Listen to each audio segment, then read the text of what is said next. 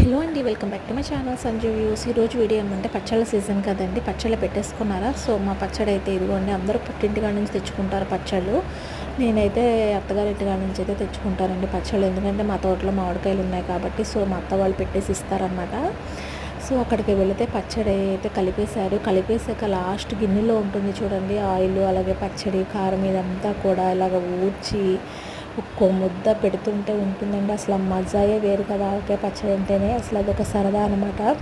చక్కగా చుట్టూ పిల్లలు అందరూ కూర్చొని చక్క అయితే మామిడి పచ్చడి పెట్టేశారు. మామిడికాయ పచ్చడి ఇక అన్నీ జాడీలోకి ఎత్తేసారు. ఇంకా లాస్ట్లో కొంచెం ఓటేసుకొని అనమాట అందరికీ కలిపి మా అత్తయ్య పెడుతుందనమాట. ఒక్కొక్క ముద్ద తింటుంటే అబ్బబ్బా అసలు ఎంత బాగుందోనండి పచ్చడి. చూసారు కదా.